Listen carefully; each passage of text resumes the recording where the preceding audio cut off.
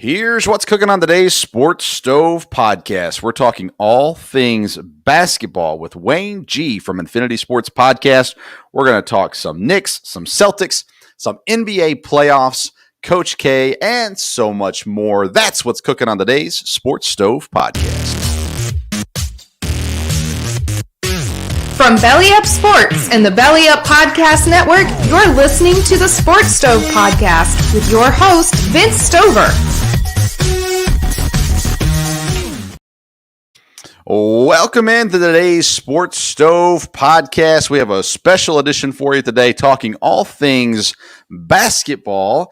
But before we get to that, we are presented today by Yeti Coolers. Yeti Coolers are at home, on the dock, at the ranch, in the blind, or on the boat. And the Tundra 65 is no exception.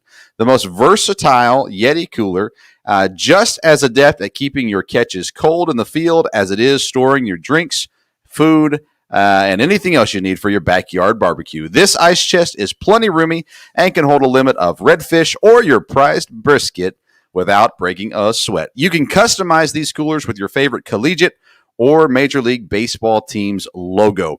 And you can click on the link in the YouTube description or on the podcast notes and get yourself a new Yeti cooler, all while supporting the Sports Stove Podcast. Today, we've got a special guest with us. We're going to go ahead and bring him in. It is the one and only Wayne G, co-host of the Infinity Sports Podcast. Wayne, how you doing today? I'm doing fantastic. I'm excited to be on here. Well, I sure appreciate you taking the time to talk some basketball with us. A lot happening in the basketball world this week. I want to start with maybe, I guess some people are talking about it, but I want to start with the New York Knicks. They get eliminated. Most people said that's what was going to happen with the Hawks. The Hawks are just a super talented roster. The Knicks have been overachieving all year long.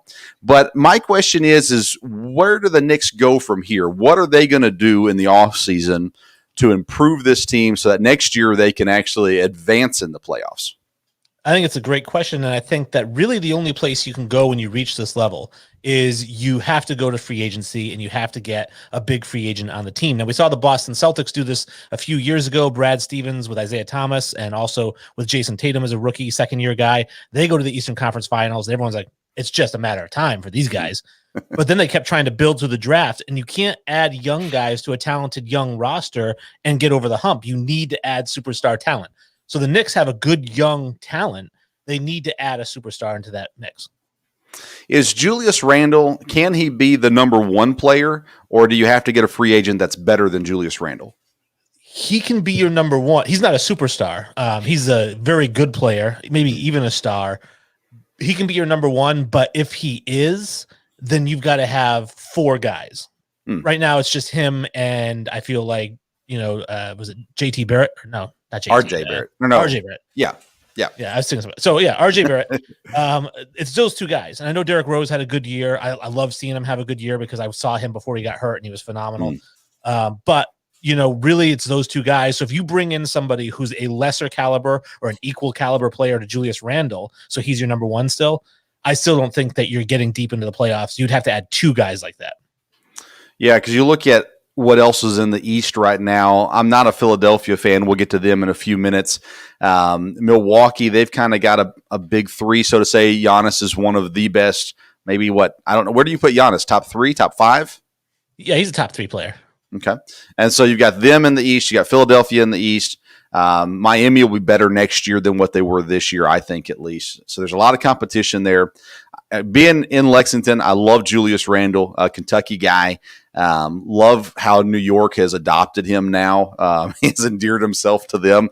It's going to be interesting to see, can Thibs, Coach Thibodeau, can he maintain this in New York? Because we know with the Bulls, he kind of wore himself out, didn't wear himself out, wore his players out, but wore out his welcome, so to say, in Chicago, and it didn't really work in Minnesota.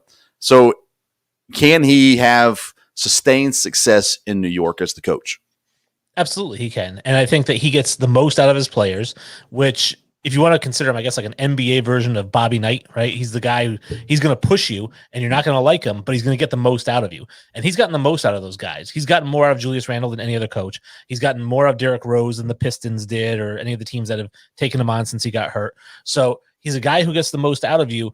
I like him. He is a coach, though, that is going to wear out his welcome quickly. So their window is probably the next 2 to 3 years. And then no matter how they do, I think he's out of a job. Who's the most likely superstar you see in New York? There's so many, because New York is becoming a superstar town. So I could see pretty much any superstar there. I don't think Tibbs meshes well with like the egomaniac superstar, type. So I don't think that is somebody who's going to go and play there. Just like guys, the Fab Five said they wouldn't go play at Indiana because of Bobby Knight.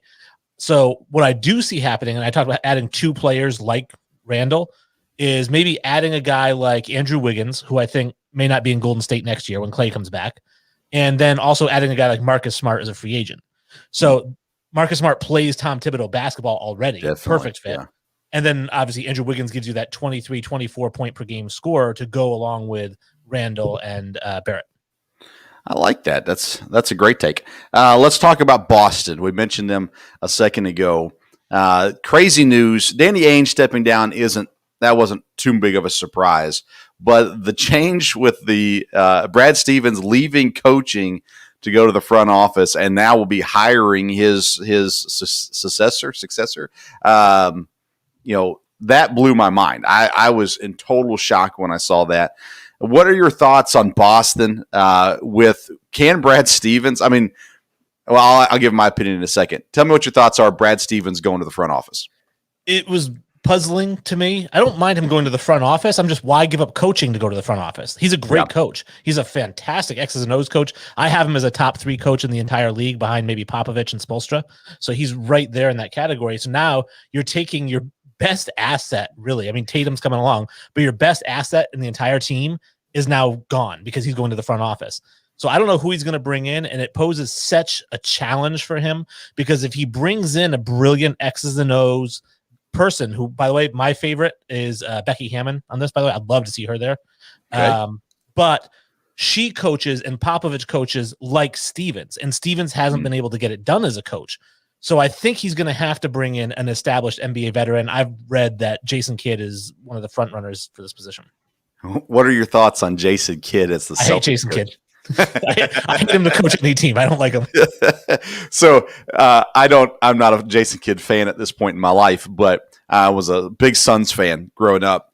And me and my dad went out to Phoenix. We flew out there and went to a game when Kidd was out there. And it was the most amazing basketball I've ever watched. And I've watched Steve Nash live. I've watched several different games live.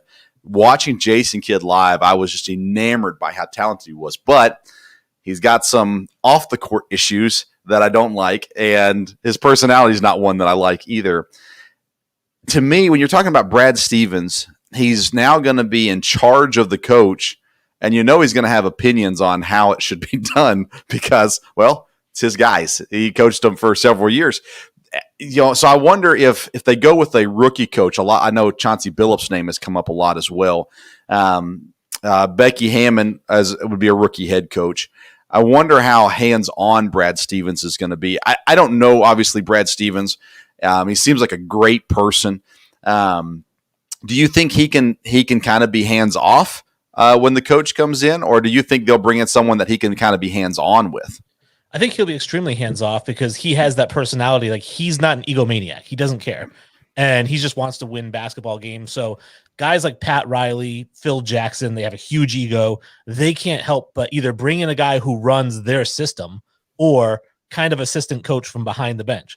And Brad Stevens isn't going to be that guy. He's going to be the front office. Whoever he hires is going to be somebody that he trusts to do absolutely everything. Yeah, and I don't think him being a head coach, he understands how frustrating it would be to have the general manager telling you what to do as the coach. So I think that'll be good for him as well. The one thing that I think if I can use the word failures, I don't think he failed as a coach, but his failures was his roster. They had some great players, I think, in Tatum and Brown. I like them a lot. Kimbo, when he's healthy, I like. Kyrie, that didn't work. Gordon Hayward, sadly, that didn't work. But he never really had a legit big man, I don't think at least, to help them kind of complete that team out. So I think the reason why they never made it to the championship game was not so much coaching as much as they just didn't have the roster to go over the top in the Eastern Conference. Any thoughts on that? Yeah, I agree. Well, with this roster as it's constructed, they need a big man. I thought Andre Drummond would have been a perfect fit for them if they could have gotten him there somehow. But it's tough to lure people to Boston. Nobody wants to go play there. And maybe that's where he's going to be a good president of operations, is that his players seem to really like him. And I'm wondering if he'll be really likable on the recruiting path and getting guys to go to Boston. But again, what does he want to build? Does he want to take this roster and just add a big man? Or does he want to just completely overhaul it? Because if you bring in a superstar, it's a complete overhaul at this point. Kemba Walker's not the superstar that they needed him to be. I think Brown is a superstar. I think that he's a guy who is underutilized. So hopefully whoever he brings in as head coach will give Brown a lot more leash and maybe a little bit more, tighter leash on Tatum. Yeah, I think to me, I would not move Tatum or Brown at this point for, there's a few guys out there maybe I would move one of them for, but I think Tatum's untouchable. Brown is the one that's kind of in question, but I think he's probably staying in the Celtics. Pretty much everybody else is available, I would think, if you're Boston. Marcus Smart probably going to be gone from what most people are saying. They need a lot of help, and bringing in a star, I think, would make a big difference for them, especially if they can get – they're not going to get Chris Paul, but a Chris Paul type, a veteran that can just kind of continue to help shape Tatum and Brown into what they already are. I think Brown – from what I understand about him, he's a very vocal leader. He's the more active leader, I guess, than Tatum is. Tatum's more of the silent, or I guess as far as leadership goes, silent and just go out and play. But is there anybody like a Chris Paul that's going to be available in the offseason for Boston to go out and get?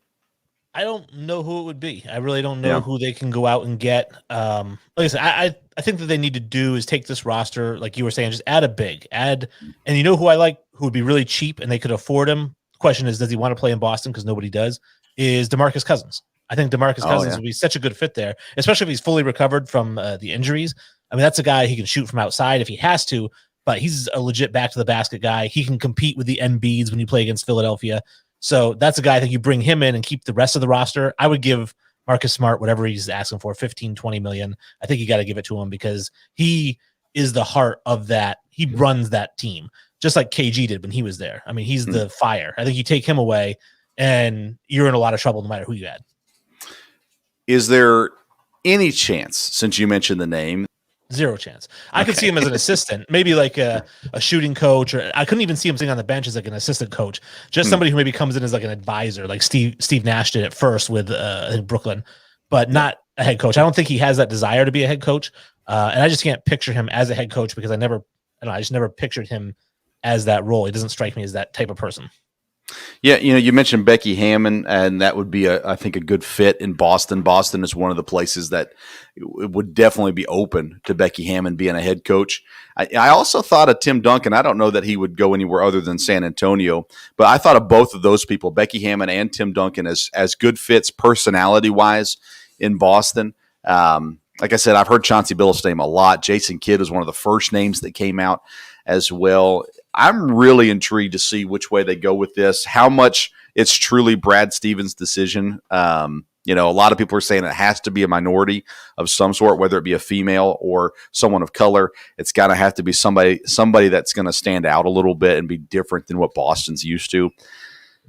I think Brad Stevens can work with anybody from his personality and things like that. And the Boston fans have proven that if you win, they'll be okay with you, no matter who or what you are. At that point, let's talk real quick before we get into the playoffs. The fan situation seems to have calmed down a little bit after the water bottle throwing incident, where they were charged with assault and battery, but popcorn being thrown, spitting. Lots of language, which I argued in my last podcast. The players have just as bad language. They're just mad that they have to listen to it from someone else. But are we done with the fan interaction problems at the games in the playoffs, or is this something that we're going to continue to see? I don't know. Are we done letting human beings into the game? Because I think that human beings really are the worst. We are so awful, and I just feel like, and I took a really hard stance on this, and it got a lot of blowback from some different Facebook groups when I was talking in NBA groups and whatnot. That I was glad about the criminal charges for the bottle. I actually wanted to see criminal charges for the spitting, and I wanted to see criminal charges for the popcorn. Because here's the deal: when you buy a ticket, and if you're listening, if you don't like this, tough. When you buy a ticket, you are buying a ticket to be a spectator. You are not buying to be a participant. So sit there, watch the game. You want to cheer for your team? You want to boo the other team? Fine. You have that right. The minute you start interacting with the players, the coaches, other fans, you deserve to be thrown in jail to set an example to people that this kind of behavior will not be tolerated in society. Yeah, and that's really what it comes down to. If you have a harsh punishment, it can stop the problem. Water bottles, they can hurt people. Popcorn can't. So I'm not as hard stance on the popcorn, although I don't think it's appropriate. They shouldn't do it. Spitting, definitely a major issue that should not happen. Water bottles, beer cans that you see at football games, baseball games, stuff like that. That's a problem. It cannot happen. The Chargers, the only reason why I was okay with the charges is because that should be what it takes to stop it from happening again. You're still going to have drunk fans run out on the quarter field at some point in time. It's going to happen. You could take away all the alcohol, and that would solve some of the problems, but it would probably have less people in the stands as well. It'd be more family-friendly, and for me, I'm a parent of 2 boys. I want the games to be family-friendly, and I hate going to games. I mean, we've been to hockey games in Nashville, and the people behind you are just drunk as a skunk, and they're spilling beer on you, and you're just like, this isn't any fun. And then you go to other games and you hear the cursing and the swearing and the fighting and all that kind of stuff. And, I got my 2 boys with me and I'm like, plug your ears, don't look, those kinds of things. So I'd like to see it calm down and get back to family-friendly atmospheres at sporting events. But that's my opinion at the very least. Yeah, the alcohol, I think, turns up your importance meter, right? The more you drink, the more important you feel. And so I think with a lot of these guys, if you have high self-esteem to begin with, they start drinking. And next thing you know, they're like, hey, I'm more important than Jason Tatum. Why isn't the crowd paying attention to me? And that's when bad things happen. Definitely. All right, let's get into the playoffs a little bit. We got 3 series still in the first round. 2 games are playing tonight. Now, we're currently live on YouTube. Most people are going to listen to the podcast version of this episode after these games are played. So we're going to give you 2 takes on each game. Denver wins tonight. What does it mean? What does it mean for Denver? If Denver wins tonight, it's great for them. I think that they move on. Obviously, I don't know that they make it further than that because I think that the loss of Jamal Murray has been tremendous. They are going to get past Portland because Portland really has nothing outside of the 2 superstars. Carmelo Anthony didn't get younger. So I think that, Denver's depth is just a little bit better. And I think that they're going to get by there, but whoever they face in the next round, I think that they're going to be done. So whether they win tonight or whether they win in 7, I do think they're going to win. I don't think they make it past the next round. All right, so you're saying even if Portland wins tonight, it doesn't matter. They lose Game 7? I do think so, yeah. Yeah, for me, Damian Lillard is one of the most exciting players in the league. I absolutely love watching him. As much as I hate James Harden's game, I love Damian Lillard's game. And I'm not sure that it's that much different. But for me, watching Lillard is just you always it's kind of like watching Steph Curry. You just expect offensive greatness from him. I love his attitude and his energy during the game as well. Had Denver stayed healthy, had Jamal Murray not gotten hurt, I was really excited about what they could do. Jokic, though, he's played pretty well without Murray in. The next round, they'll be playing the winner of Phoenix, LA. So yeah, that doesn't bode well for Denver, I don't think. But Jokic has earned MVP, don't you think? I think so. I know there's definitely some push for Luka because obviously Luka had just as good a season, maybe better than Jokic on an individual level, but Jokic's team did better. So that's always going to be taken into consideration. I know there's a small minority that's kind of pushing for Chris Paul to be the MVP. I'm like, you can't be the MVP when you average 15 points per game. I don't care. This isn't the Steve Nash days. It's not going to happen. So it's between Luka and Jokic, and I would probably give it to Jokic as much as I would like to see Luka get it because he's so young and he's the face of the NBA. I think that Jokic is probably the most deserving. Yeah, well, he played every single game, which has to play a factor in it as well, for sure. All right, Phoenix and the Lakers. Phoenix up 3-2. Anthony Davis. There's uncertainty around his status with the groin injury. Even if he does play, how effective will he be? So let's say Phoenix wins tonight. They advance to the next round. What is their outlook for the rest of these playoffs? It looks good because, again, they're going to be playing the winner of Denver or Portland, and whoever wins that series. I know we just said Denver, but let's say either one of them win the series. I think Phoenix can beat either one of those teams.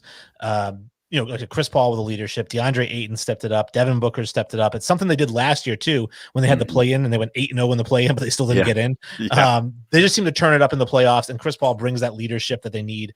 That's a really good team, and that's why they're up 3-2 on the Lakers because, the Lakers were the team to make it to the finals. That's the team everyone had pegged. Even going into the playoffs as like a 7 seed or 6, whatever it was. Right. Everyone's like, they're going in.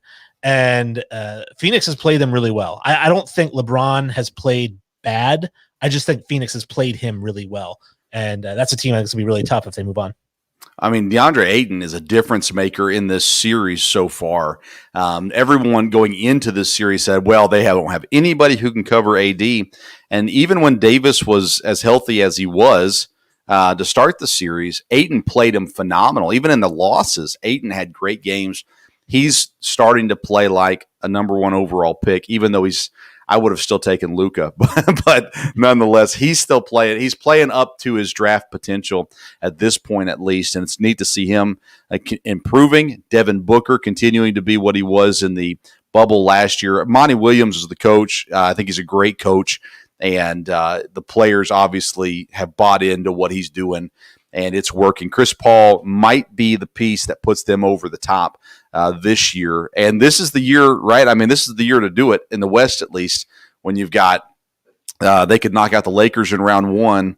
There's nobody else that's super scary in the West. There's good teams. The Jazz are a good team, but scary, I wouldn't say is the case, at least. So good opportunity for Phoenix. If LA wins tonight, how good of a chance do they have to win Game 7? I think they have a very good chance. And I'm a Lakers fan, but here's the thing. I hate LeBron James. Okay. I really do. And I've hated him for a long time. And I hate him even as a Laker, but I will say this, unbiasedly, he doesn't lose. Like he just doesn't. Like he finds a way to win. And you can say whatever, 3-6 in the finals, whatever. But no, he just finds a way to win. And one of those losses in the finals, he averaged like a 40-point triple-double for the series. He's going to do whatever it takes. He's got the pieces around him, the players around him. So Phoenix has to close it out tonight. I think if they don't, then they're done. I think LeBron turns it on for a Game 7 and has probably a triple-double, and they win Game 7.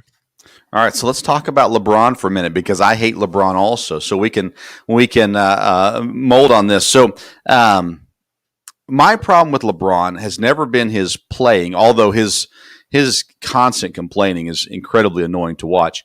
But I've had the biggest issues with how he's treated past coaches and how he's demanded. And I know he is the so-called best player in the league, but demanded that his friends get paid, his friends get to be with him, which hurts some of his teams, helps some of his teams, of course, as well. But, when he left Cleveland, that Tristan Thompson contract, Kevin Love, all those sorts of things, I just hated the way he handled all of those things. I didn't see that part of him as a role model for my children. And if you're an NBA player or an NFL player or a professional athlete of any kind, and I don't want my kids to be anything like you. Well, I shouldn't say anything like, because LeBron's done some good things in his communities that he's been in. But I've tried very hard to steer my kids away from being huge LeBron fans because I've hated the way he's handled Ty Lue, the Israeli coach, or I'm not sure if he's from Israel or not, but I'm talking about, coach for Cleveland. David Blatt. Yeah, David Blatt. How he handled all that, I hated it. And so it really turned me off from LeBron. But I have to say, as a kid, too, I wasn't a Michael Jordan fan. I respected his game, but everybody liked him, so I didn't like him. I was that kind of person. LeBron James in L.A., what is it about? Well, you said you didn't like him before L.A., right? Yeah, correct. All right, so what is it about LeBron that you're not a huge fan of? I don't like some of the stuff that you said, the personality thing. I don't mind him advocating for his teammates to get huge contracts. I think in a way, maybe that leads to president of a players union down the road, maybe because he's all about power. And I think that would be a great, powerful role for him. So I have no problem with that. He's like, hey, these are my buddies. They're free agents. You need to pay them top dollar. It's almost like he's a second agent for them. So I don't mind that. What I do dislike is you mentioned the play. I can't stand the flopping. Like, I mean, nobody hitting you at all, and you roll around on the ground for 30 seconds because the replay shows like nobody hit you. I don't like that at all. I don't like it in soccer, and I really don't like it in basketball. I don't like the way that he talks about himself. So you talk about talking about to your kids, right? As they become established, they may become well established in something in life, and you have to let them know, listen, you're going to get a lot of attention if you're really good at something. This is what happens when you believe all that attention that people are giving you, because LeBron buys into that. But I've always hated the fact that he didn't know what he wanted to be. Like he's always just tried to be what everyone wants him to be. So when everyone was like, oh, Kobe and Jordan, they're killers, they're assassins.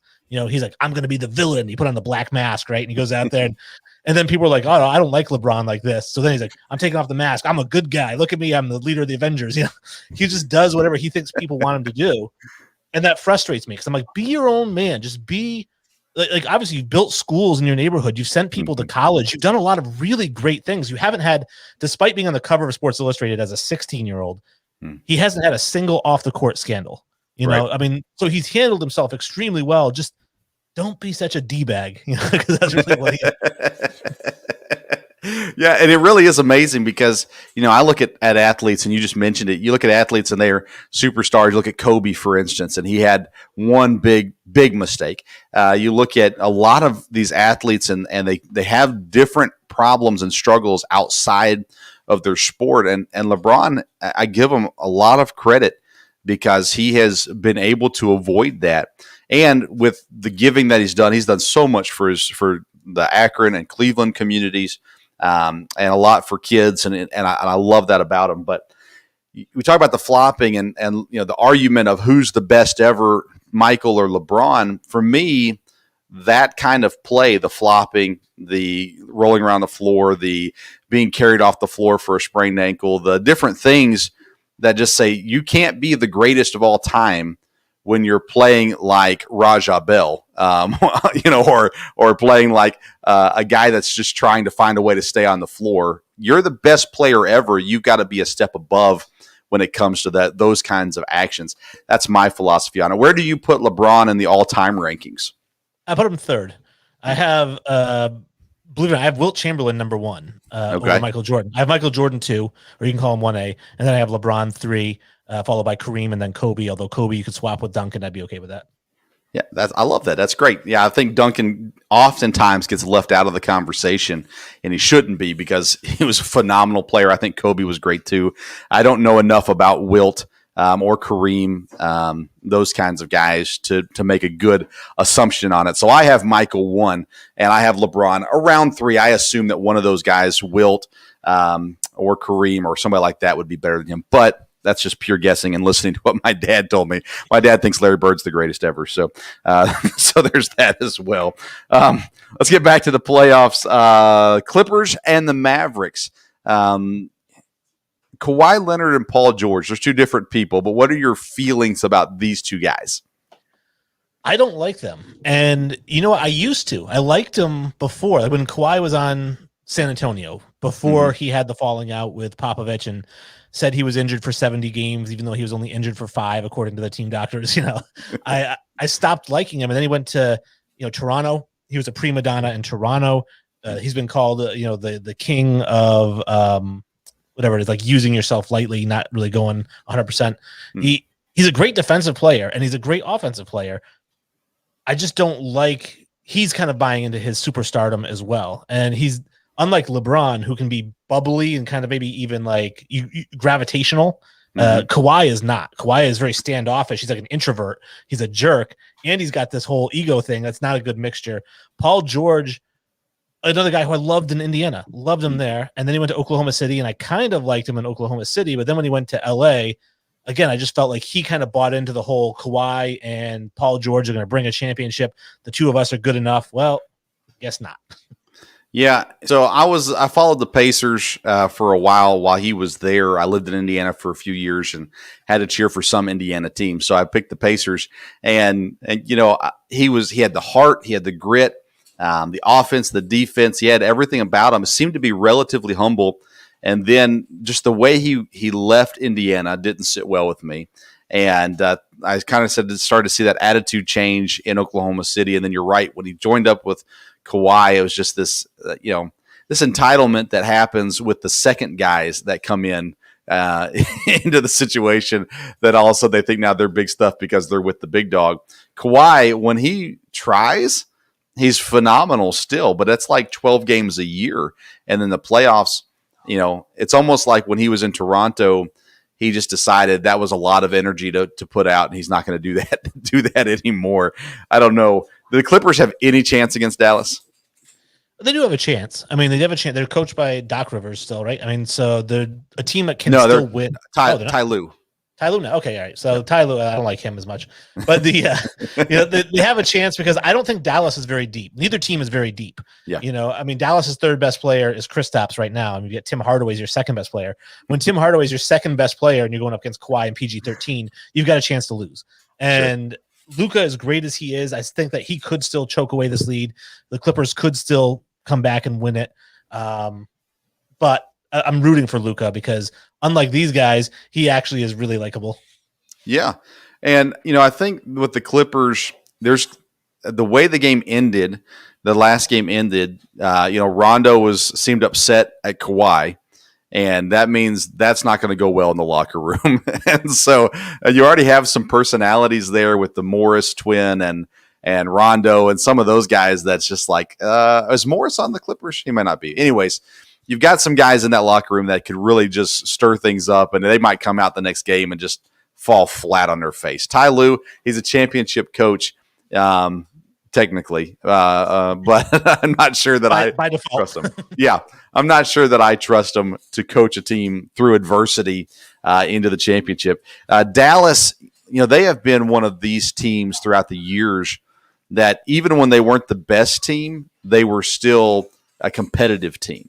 And they did this in their championship year. And they're doing this right now with Luka. They've got to get Luka some help for down the road, or they are just going to run him into the ground. What does the future look like for Dallas? Because this year, they're not going to win the championship this year. But what does the future look like for Dallas? I think they have a bright future because you've got somebody who could potentially be the best player in the league by next year, or even very shortly. You've got widely regarded as the best owner in the league, right? In Mark Cuban. Everybody loves playing for Mark Cuban. Yep. So he's a great recruiter. He can go out, he can find somebody to play with Luka. Like you said, I mean, they're taking the Clippers to the brink. They could beat the Clippers. They could move on to the next round. And like I said, their second best player is Tim Hardaway. So if you go out and you bring in another superstar to play with Luka, which is very possible, you could have a team that is instantly Western Conference finalists and potentially, NBA finalists. Yeah, I mean, Cuban's not afraid to spend money, and they've had a hard time landing the big free agent, but you've got to think with the way Luka plays and the setup, the team setup, you've got to think people are willing, especially the younger guys that are coming out of their first contracts and things like that.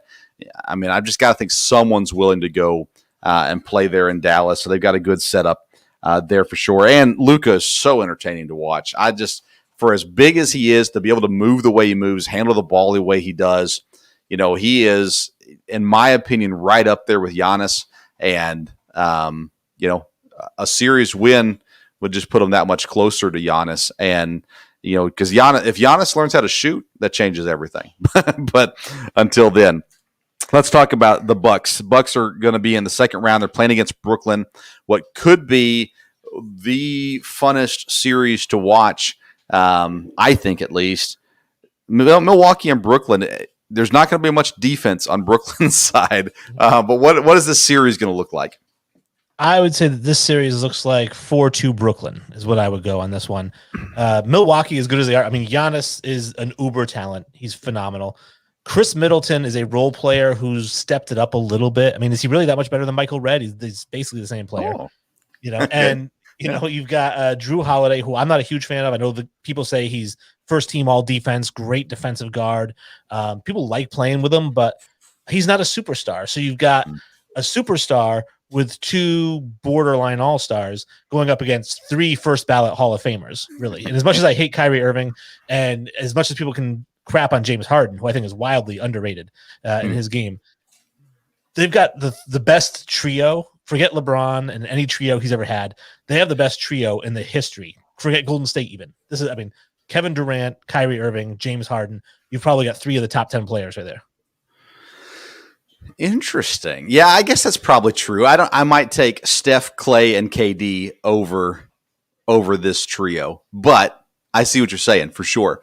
Drew Holiday is going to have to play up to his contract in this series for them to have a chance, because I've never seen him as a superstar or really as a star, but as almost like the Rondo of the Celtics championship days is the way I kind of look at Drew Holiday, although he's a better shooter than Rondo was. But he has the toughness, the mindset. And if he can lock down either Kyrie or James, that's going to help them out a ton. The problem is someone else has to lock down the other guy, and you assume Giannis is going to cover KD. But Brooklyn is one injury away from this series being really, really close. And they're one just weird mishap away, too, because Brooklyn, the personalities on Brooklyn are just, that's a crazy group of guys. And, you add in Blake Griffin, who's played really well since being in Brooklyn, but it's kind of hard when you're the 4th guy to not play well, in my opinion, in that group as well. Even if you put him as the 5th guy with Joe Harris, he's still, I should be able to play on Brooklyn's team and at least play 5 minutes of basketball. But Kevin Durant, Kyrie Irving, James Harden, I don't think any 3 of those guys have the mindset that is necessary to lead a team. Harden might be the closest one. Kyrie's too out there. KD, I think, is too soft. And Harden is the one guy that might be able, if he can let go of himself a little bit, might be the guy that has the mindset to lead the team through. But you've got a great coaching staff, I think, in Brooklyn as well. But D'Antoni's never won a championship. Steve Nash has never won a championship, but Nash was around Golden State, of course, in their years as well. Between Coach Bud at Milwaukee and Nash at Brooklyn, which of those coaches do you have the most confidence in? As a coach, Bud, but as a the coach with that roster, the coach of that roster, it's going to be Nash. He's going to win this thing. He doesn't have to do much. I don't know how much coaching he does. And I know that Kyrie came out after they'd hired him, and he's like, "We're not going to have a coach," Yeah. And I thought it was kind of disrespectful to say about Steve Nash, who I think has one of the highest basketball IQs of any player I've ever watched growing up. It's phenomenal. I don't know. I would love to have seen him coach a team that was younger first to see how he actually can teach the game of basketball. Even though I know that there's 2 types of coaches, you've got the teacher, which is Brad Stevens, Popovich, Spoelstra, and then you've got the Zen guy, right? You've got the Rileys. Phil Jackson. Phil Jackson can coach, Kyrie, Dennis Rodman, Ron Artest, and he'd be fine because he just knows how to deal with people's personalities. Yeah. Maybe that's what Steve Nash is, and that's why he's perfect for this fit. But I always think good coaches are good X's and O's guys. And despite his high basketball IQ, I'm not sure how much of an X's and O's guy Steve Nash is. It's an interesting matchup. Milwaukee has a lot to prove, and if they somehow beat Boston in this series, that's going to lift Giannis's stock through the roof, because that would be a massive win for them for sure. I think it's going to be interesting, but I can see 6 games, Brooklyn. That wouldn't surprise me. Philadelphia and Atlanta, I am the biggest anti-76ers guy there is. I don't have any confidence in Embiid. I don't like Simmons, although I would take Simmons over Embiid. I don't like Simmons. Doc Rivers, I think he's a good coach, but I'm not sure that this roster is going to work for a championship at the very least. Atlanta, super talented roster, but I don't know that it's their time yet. So give me your thoughts on Philadelphia and Atlanta. It's interesting because 2 of my favorite players. I love Trae Young. I've been calling Trae Young Steph 2.0 since he was at Oklahoma, and he led the nation in scoring and assists, which no one had ever done before. And I said he's going to do the same thing in the NBA. At some point, he'll average 34 and like 11 and a half assists and lead in both. He's just phenomenal to watch. And you talk about watching Curry. Like I said, it's like watching Curry on steroids because he's just so good, and he's younger and more athletic, and he's just got a lot more energy. I love Trae Young. I think he's phenomenal. The rest of the roster, I know it's really talented in name. I mean, you've got Capella, you've got John Collins, Bogdanovich, Hunter. You got a lot of names, but I don't think experience is there. And I know Capella's kind of experience. I just don't think that they have the experience, but neither does Philadelphia. I mean, they've been trusting the process for the last 10 years. So I don't know about that, but what I will say this about Joel Embiid. I know you said you're not a huge fan of Embiid. For me, Joel Embiid is the best big man I've ever seen play the game of basketball. Better than Shaquille O'Neal, Hakeem Olajuwon, David Robinson. He is the best big man I've ever seen. Wow. However, he's not always motivated and he's not always healthy. And the best ability is availability, right? Yeah. So here he is. He's hurt already going into this series. That doesn't bode well for them. I don't like Simmons either. I actually thought there was a point where, you would trade Simmons and you would get 5 draft picks back or something because he's such an enormous talent. I probably would trade Simmons for Marcus Smart right now. Like, I just don't. The guy averages 12, 8, and 8. I mean, you can get that out of just about anybody. What does he really do that's so great? He doesn't do anything.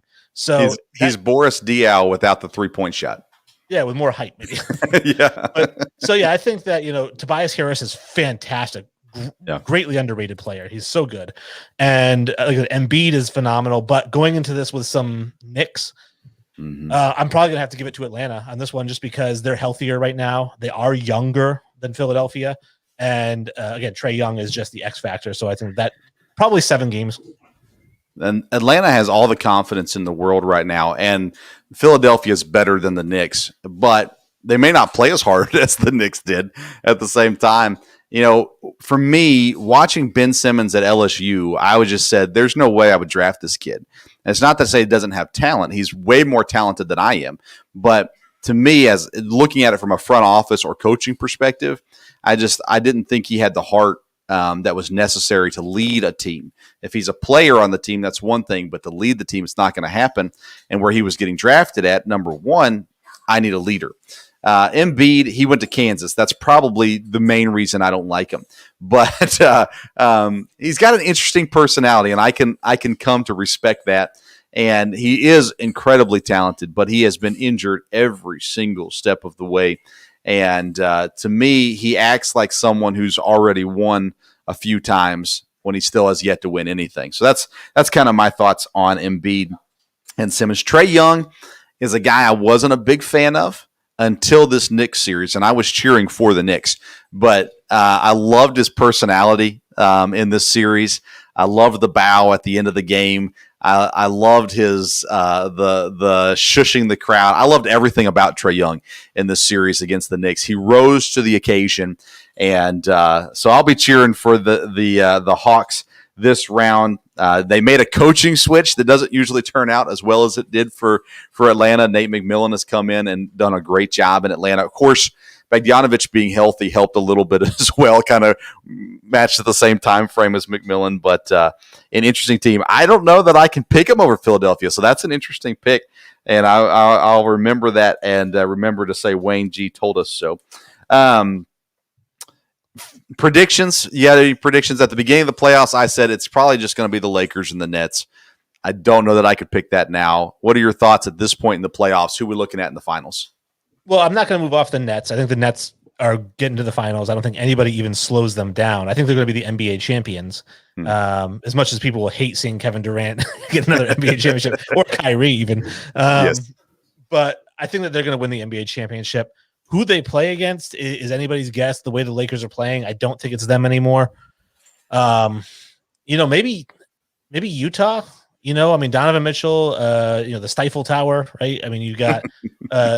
It's a solid team. Was it Bojan Bogdanovich is again another underrated player. All he does is average 18 points a game every year. Right. And it's a team that plays Utah Jazz team basketball. And if history's proven us anything, whether it's the Pistons against the 04 Lakers or any of those Spurs teams, the more team ball you play, you're going to be better than any star-studded team. So I do think that Utah could be that team in the finals.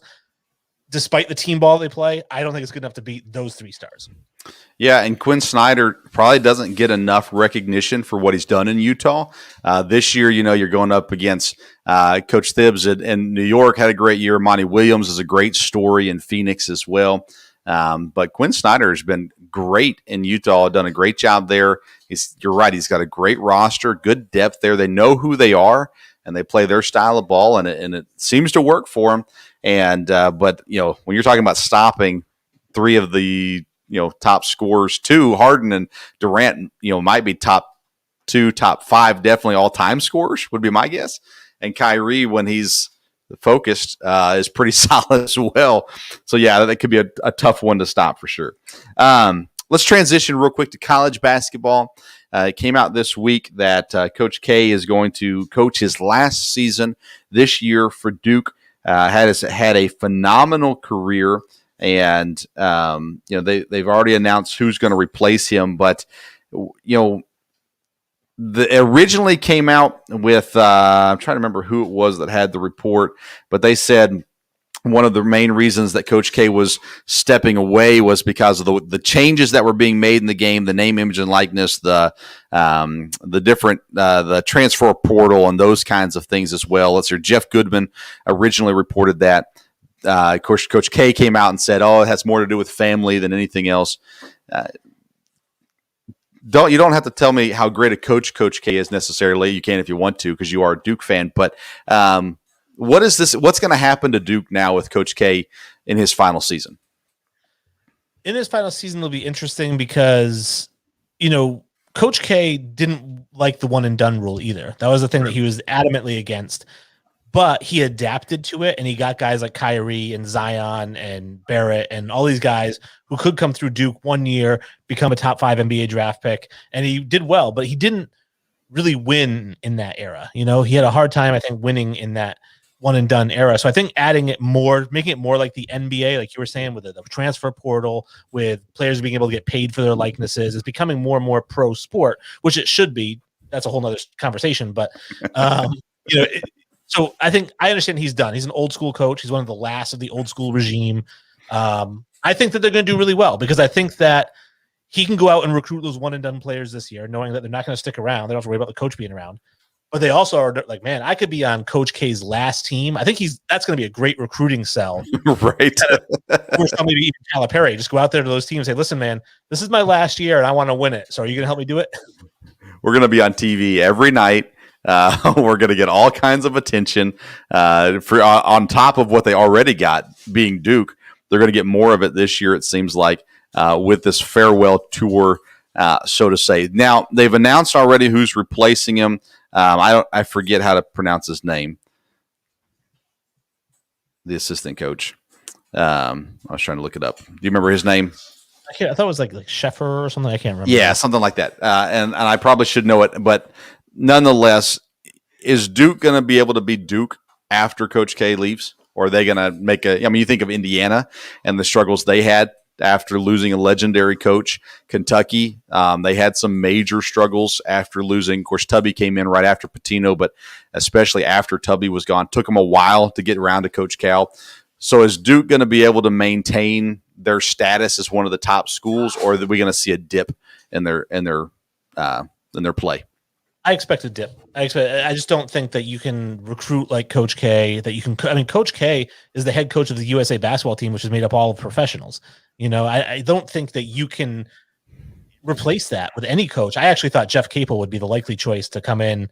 I think he's over somewhere smaller, Missouri or something. But I thought that he would have been a great choice because he was a Duke alumnus to come in and be the head coach and kind of at least carry some swag. I don't even know who this guy is that they're making the head coach.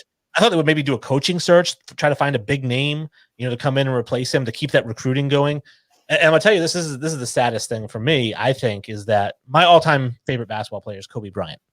And it was devastating for me last year, when he passed away. And I had pegged like 5 years ago when he was still playing. I said, Kobe Bryant's going to be the next coach of Duke University. I'm like, mark my words. At some point, Coach K is going to step down. And if you watch Kobe, he was taking those steps, coaching NBA players, coaching, youth players, into getting into the coaching habit. He had the IQ to do it. He had the personality to do it. I think he coached one of the All-Star games at one point. I thought he was going to be the next coach of Duke University. So I'm a little disappointed because now that Coach K is stepping away, that's the guy I would have liked to have seen taking the reins.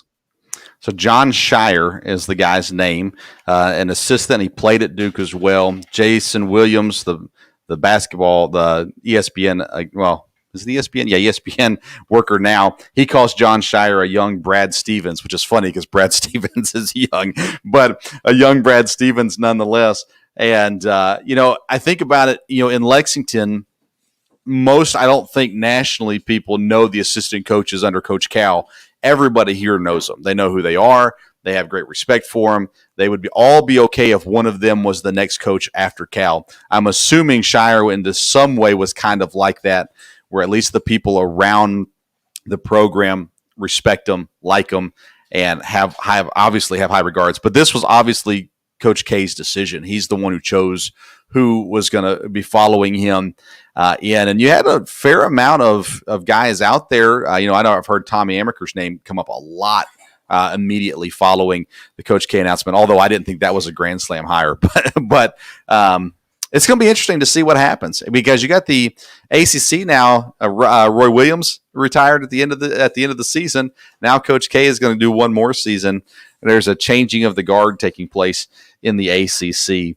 But I'm looking forward. I'll tell you what, watching the fans in New York in the Knicks games, I forgot how much I love fans from sitting at my home watching the game. I sure love to watch the fans back, and I think college basketball is going to be so much better this year just having those fans back. And, of course, being in Lexington, it's like we didn't even play this season. It was horrible. But having the fans back is going to change everything back there as well, and definitely looking forward to that.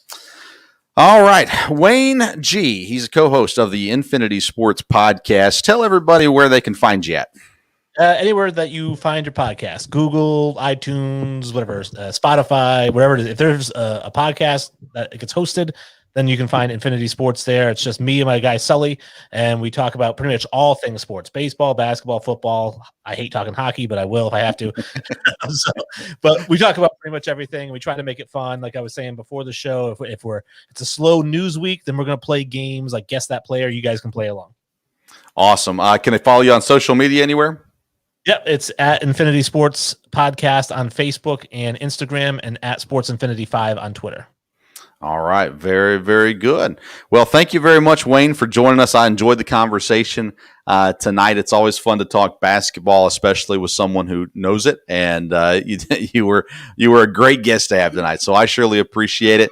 And looking forward to what's ahead. We'll talk to you again at some point in the future as well. All right. Sounds like a plan. All right. Thank you, everybody, for tuning in to today's Sports Stove podcast. Make sure you go visit the podcast links and click on the Yeti Coolers link. Get yourself a new cooler. We also have a link for Skull Candy. We didn't get a chance to mention them today, but Skull Candy, another presenting sponsor for the podcast. And so make sure you click on that link and get yourself some new headphones or earbuds as well. We'll be back on Sunday afternoon at 4 o'clock. We're going to be talking baseball. The MLB All-Star ballots came out this week. We're talking about that. Dad will be joining me, so we'll talk about a lot more as well. Until next time, we'll see you around the Sports Stove.